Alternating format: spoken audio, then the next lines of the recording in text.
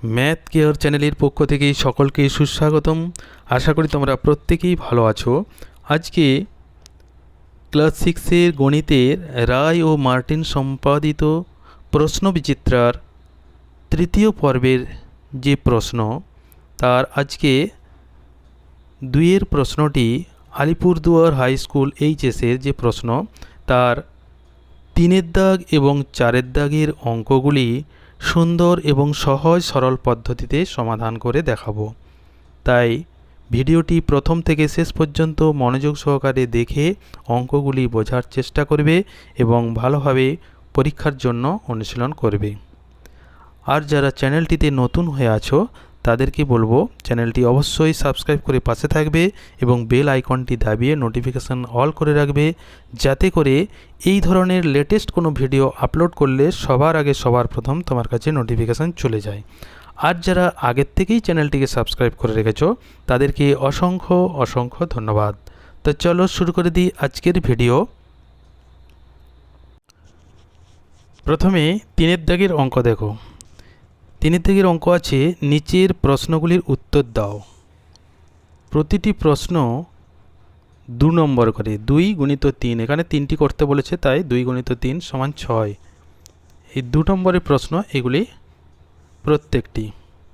1-এর দাগের অঙ্ক আছে দেখো, 10 কিগ্রা ও 15 কিগ্রাকে অনুপাতে প্রকাশ করো এবং অনুপাতটি গুরু না লঘু অনুপাত উল্লেখ করো।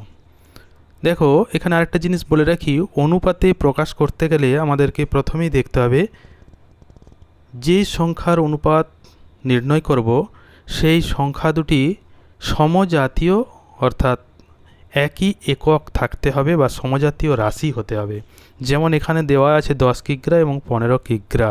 যদি এদের একক 10 কিগ্রা এবং 15 গ্রাম বা 15 কিগ্রা 20 গ্রাম এরকম থাকতো, তাহলে প্রথমেই কিন্তু এককগুলিকে একই করে নিতে হতো।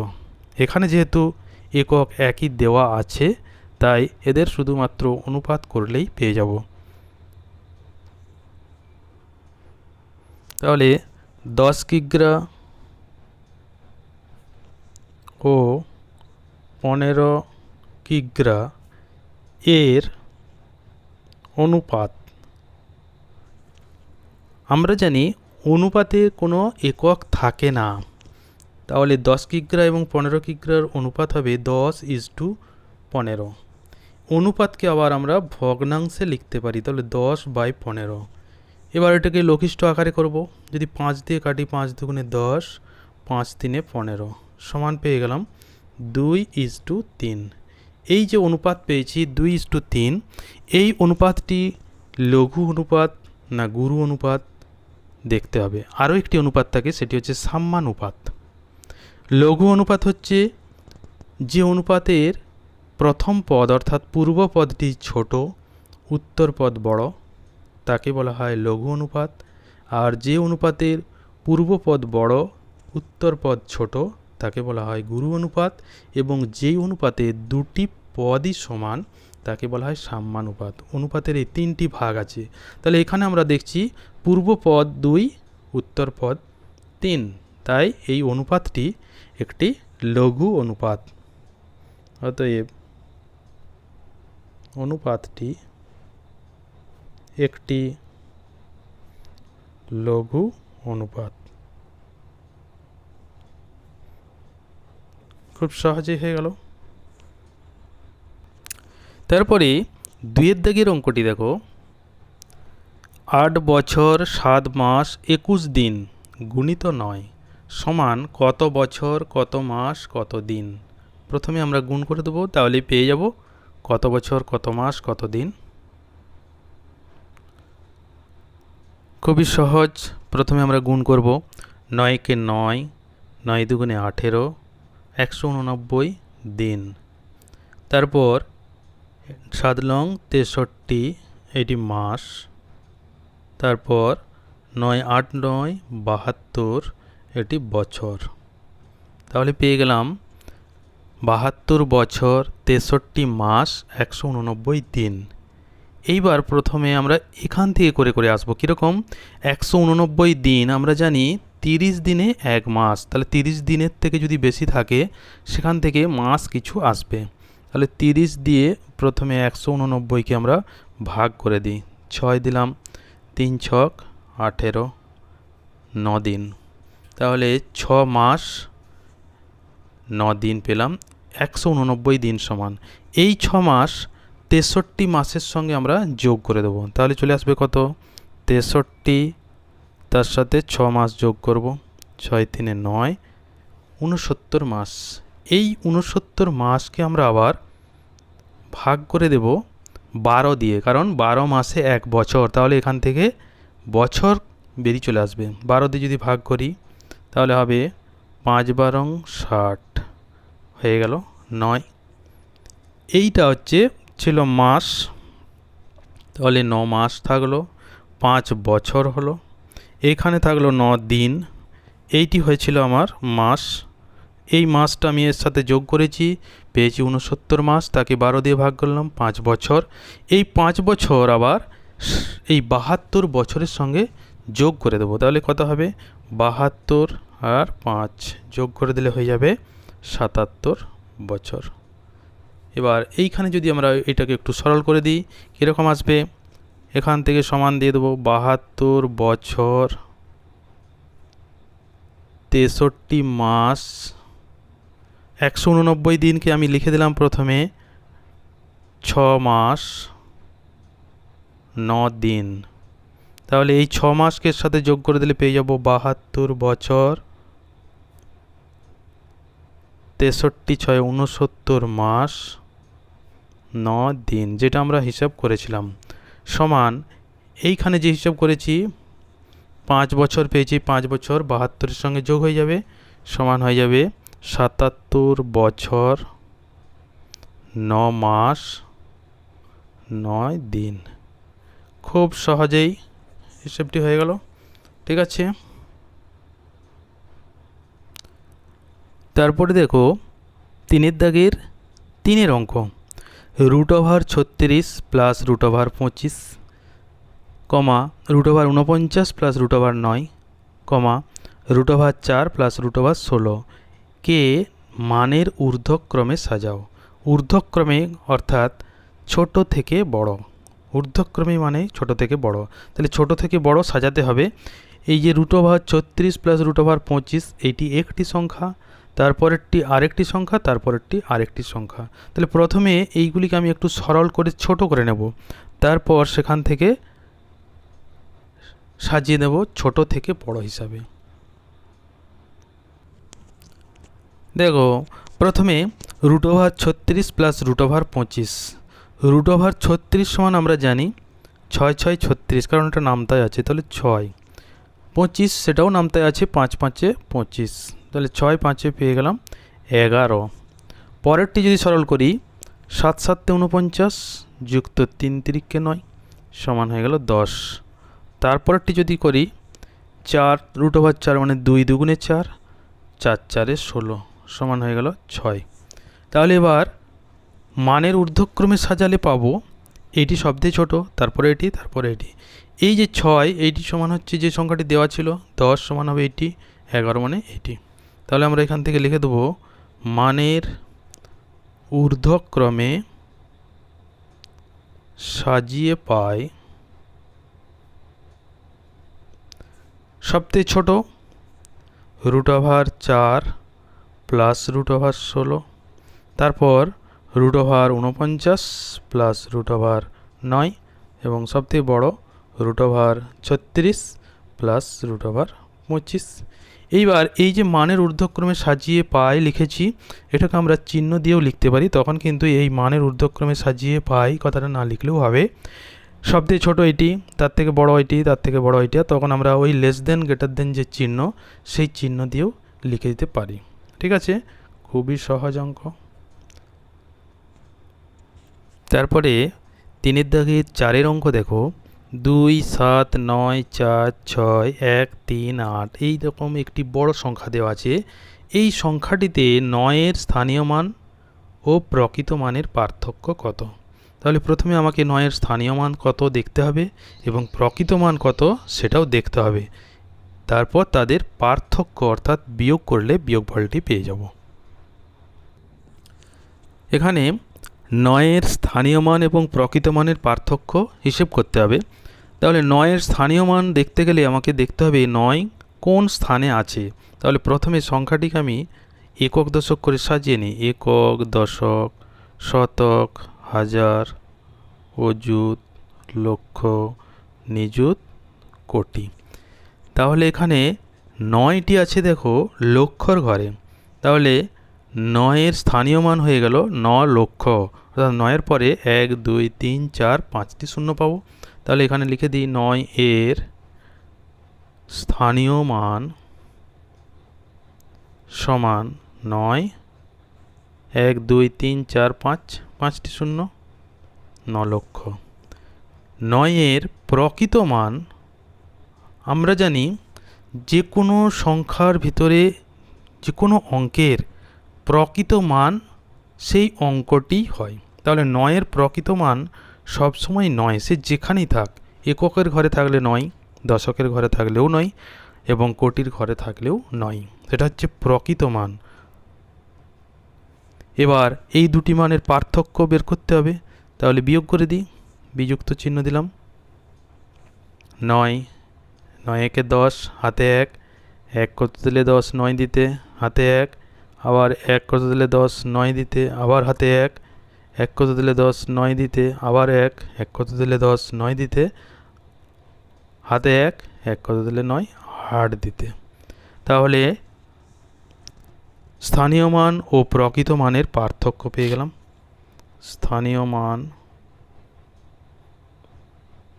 ও প্রকৃত মানের পার্থক্য সমান পেয়ে গেলাম এটি।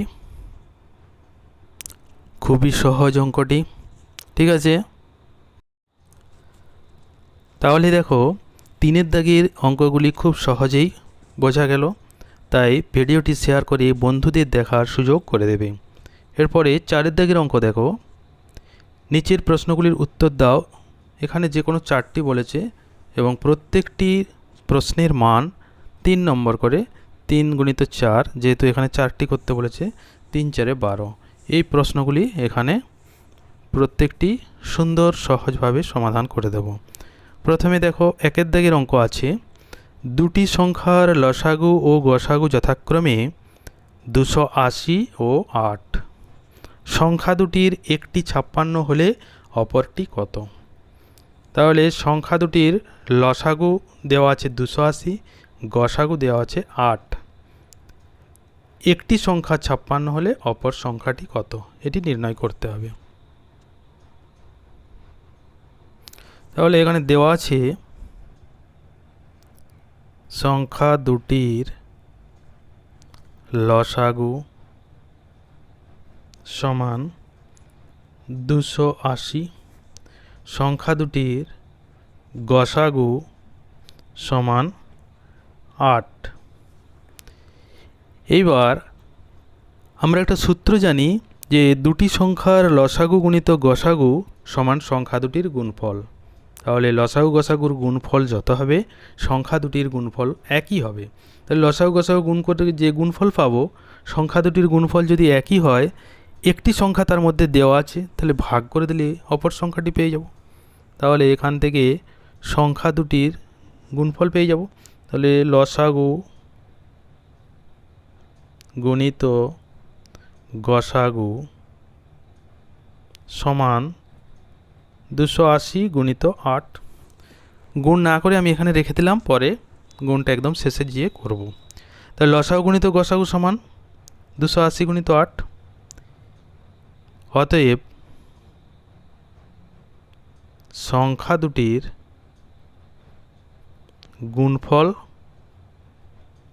সমান 280 গুণিত 8, কারণ আমরা জানি যে লসাগু গুণিত গসাগু সমান সংখ্যা দুটির গুণফল। একটি সংখ্যা দেওয়া আছে এখানে 56, অতএব অপর সংখ্যাটি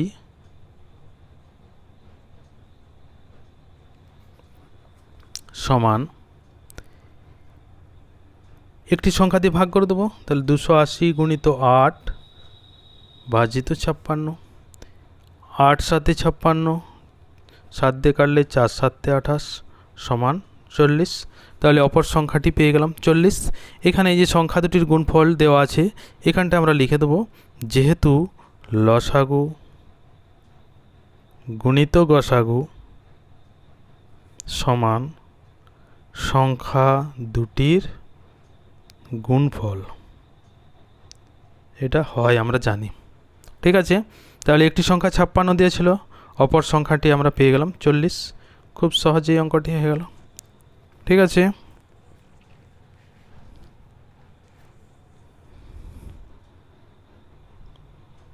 তারপরে 4 দাগের 2 অঙ্কটি দেখো, মান নির্ণয় করো 4 5 যুক্ত 5 8 বিযুক্ত 1.1 3। তাহলে প্রথমে 1.1 অপ্রকৃত ভগ্নাংশে পরিণত করে নেব, তারপর এই তিনটি একসাথেও লসাগু করে সরল করা যাবে। আবার আলাদা আলাদাভাবে প্রথমে দুটি যোগ করি, তারপর শেষেরটি বিয়োগ করি, তাও করা যাবে। একবারেও করে দিতে পারি। দেখো কিভাবে করছি, খুব সহজেই। প্রথমে 1.1 অপ্রকৃত ভগ্নাংশে পরিণত করি। 4 5 থাকলো, যুক্ত 5 8 থাকলো, বিযুক্ত অপ্রকৃত ভগ্নাংশ করলে আমরা জানি 1 গুণিত 3, 3 1 3, একটা তার সঙ্গে যোগ করতে হবে, তাহলে 4 3। এইবার 5 8 এবং 3 একসাথে লসাগু করে দেব। 5 8 3 লসাগু করলে কি হবে? 5 8 3 পরস্পর মৌলিক সংখ্যা, তাহলে 1 5 1 8 3। তাহলে 1 গুণিত 5 গুণিত 8 গুণিত 3, 5 8 40, 3 4 12, 120। তাহলে লসাগু পেয়ে গেলাম 120। এবার সরল করব। প্রথমে লসাগু 120 এখানে লিখে দিলাম। 5 আছে, এখানে যদি 5 বাদ দিয়ে দিই তাহলে কি পড়ে থাকে? 8 3 এবং 1, 8 3 24, 24 একে 24, 24কে 4 দিয়ে গুণ করতে হবে, 4 24 96 হয় আমরা জানি। যুক্ত 8 আছে, এখানে 8কে আমি বাদ দিয়ে দিলাম। 8 বাদ দিলে পড়ে থাকে 5 এবং 3, 5 3 15, 15 একে 15, 5 দিয়ে গুণ করতে হবে, 5 15 75। বিযুক্ত 3, 3কে যদি এখন আমি এখান থেকে বাদ দিই, 3 বাদ দিলে আর কি পড়ে থাকে? 8 এবং 5, 8 5 40, একে 40, 40 দিয়েটাকে যদি গুণ করি 4 4 16, শূন্য বসে গেল, 160। কীভাবে দেখো? 40 তাকে 4 দিয়ে গুণ করছি, 4 0 0, 4 4 16, 160। ঠিক আছে, এইবার সরল করব। প্রথমে এই দুটি যোগ করব। যোগ করলে 5 6 11, 7 9 16 আর হাতের একে 17, বিযুক্ত 160 120, নিচে যেমন আছে থাকলো। এবার যদি বিয়োগ করি 0 1, বিয়োগ করলাম 1 হলো, 6 1 7, 11/120। খুব সহজে অঙ্কটি হয়ে গেল। ঠিক আছে, এরপরে 4 দাগে 3 অঙ্ক দেখো।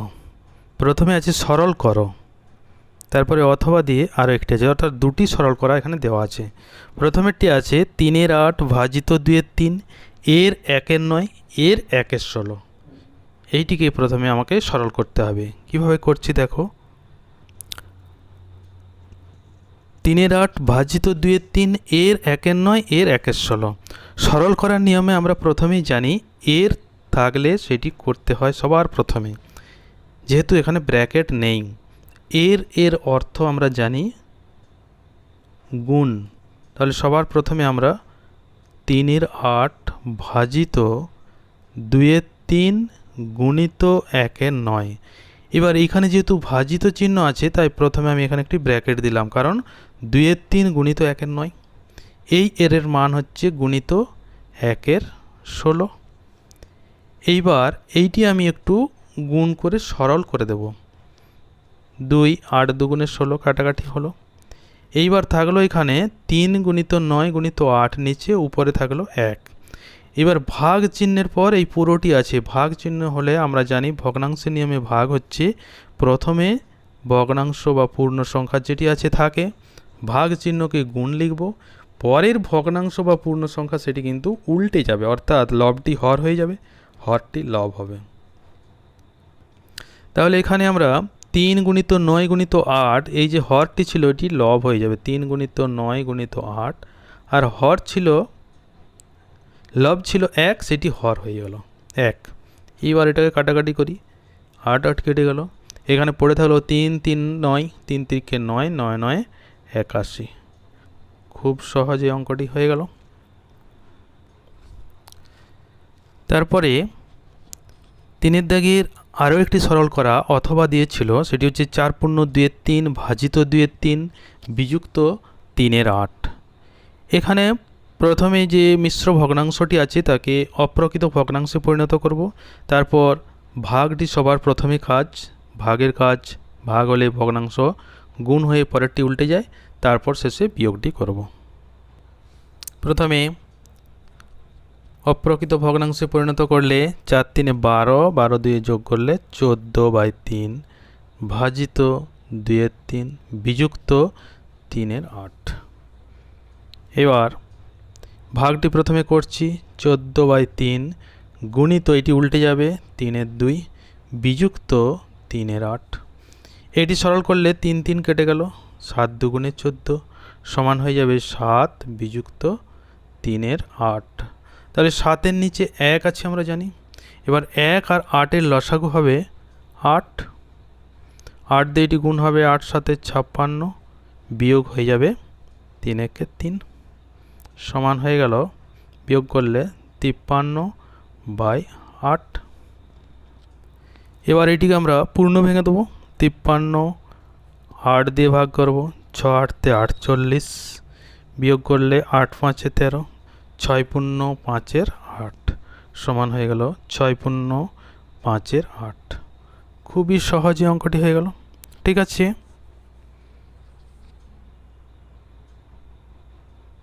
তারপরে 4 দাগের 4 অঙ্ক, ভাগ পদ্ধতিতে বর্গমূল নির্ণয় করো। সংখ্যাটি আছে 256, 256 ভাগ পদ্ধতিতে বর্গমূল করতে হবে। কিভাবে করছি দেখো। ভাগ পদ্ধতিতে বর্গমূল করতে গেলে সবার প্রথমে নিয়ম হচ্ছে ডান দিক থেকে জোড়া জোড়া দাগ দিতে হবে। এইটি একটি জোড়া, তারপর এখানে 2 আছে, আর কোনো সংখ্যা নেই, তাহলে এই একটি সংখ্যা অর্থাৎ 2, এইটি একটি জোড়া। এবার প্রথম জোড়া হচ্ছে 2। বর্গমূলের একটি নামতা আছে, এই নামতাটি আমাদেরকে জানতে হবে। 1 1 1, 2 2 4, 3 3 9, এইভাবে হয়ে হয়ে 10 10 100 পর্যন্ত। এবার সবার প্রথম যে জোড়াটি আছে এই জোড়াটি আমাকে এই নামতার থেকে বসাতে হবে। এখানে এই নামতাতে এই 2টি আসতেও পারে, আবার নাও আসতে পারে। যদি চলে আসে সেটি লিখব, আর না যদি আসে তাহলে এর থেকে যেখানে বেশি হবে তার আগেরটা লিখব। এখানে 1 1 1, 2 2 4, তাহলে 2 যে বেশি হচ্ছে তাই 1 1 1, এই একটি 1 এখানে লিখব আর গুণফলটি এখানে লিখলাম। এরপর বিয়োগ করব। ঠিক আছে, এটা বিয়োগ করলাম, 1 হলো। এইখানে যে সংখ্যাটি পাবো তাকে 2 দিয়ে গুণ করে এইবার আমাকে এইখানে বসাতে হবে। তাহলে একে যদি 2 দিয়ে গুণ করি, 1কে 2 দিয়ে গুণ করে দিলাম 2, এটা আমি এখানে লিখে রাখলাম, তাহলে নিয়মটা বুঝতে সুবিধা হবে। এই 2 গুণ করে পেয়ে গেলাম 2, ডান দিকটি এবার আমাকে ফাঁকা রাখতে হবে।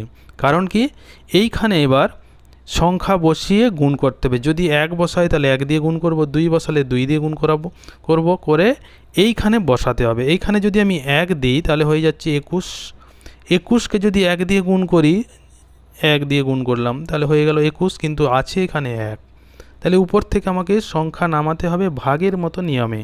এইবার এখানে নিয়ম হচ্ছে জোড়া জোড়া নামবে, অর্থাৎ 1 জোড়া সংখ্যা আমি প্রথমেই নামাতে পারবো।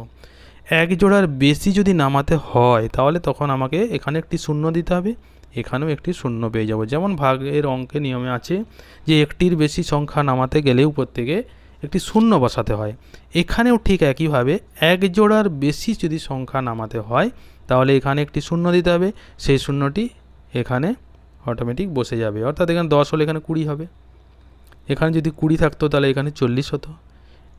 এই সংখ্যা জোড়া তাহলে 56 নামিয়ে দিলাম।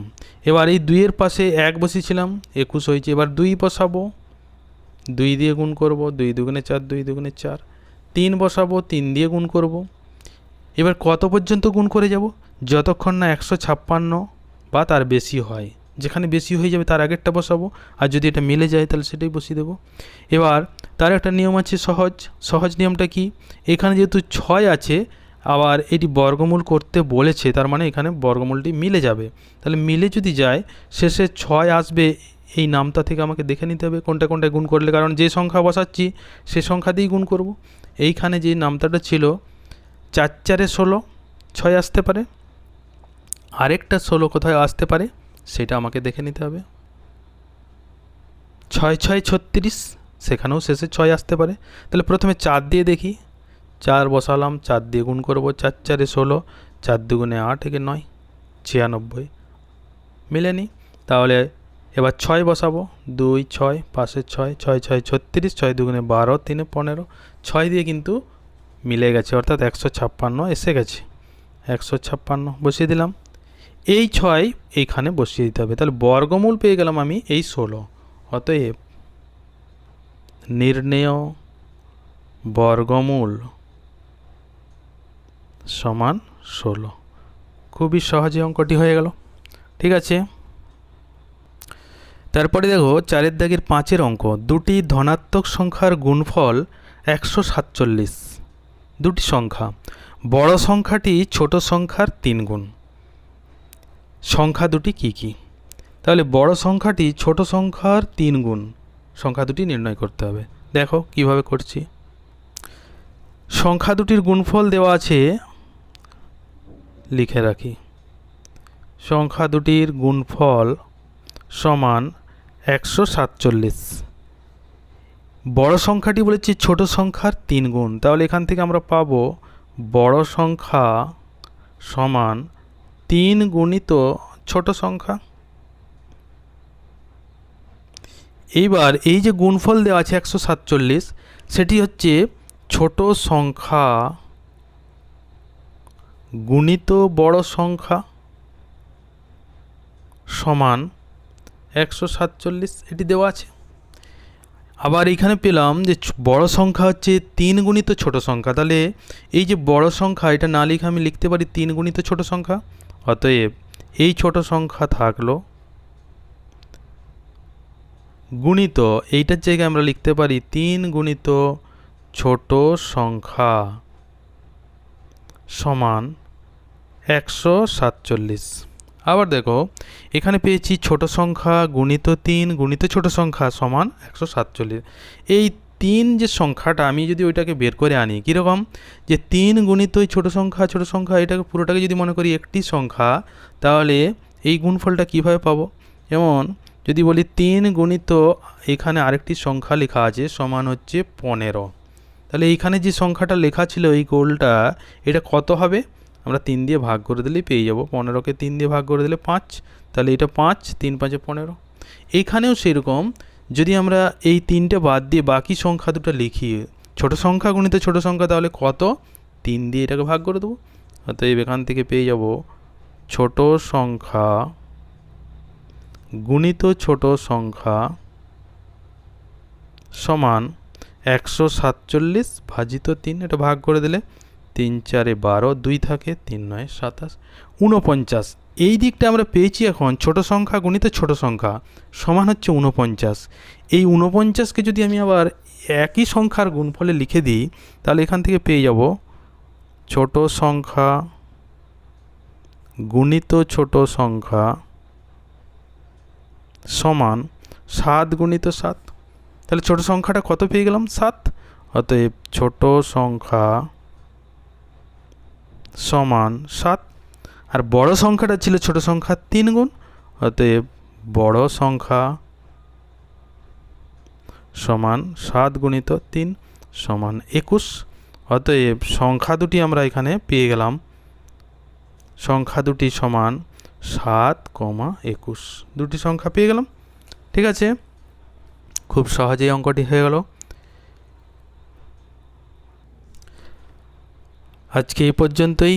ভিডিওটি প্রথম থেকে শেষ পর্যন্ত মনোযোগ সহকারে দেখার জন্য সকলকে অসংখ্য ধন্যবাদ। সবাই ভালো থাকবে, সুস্থ থাকবে।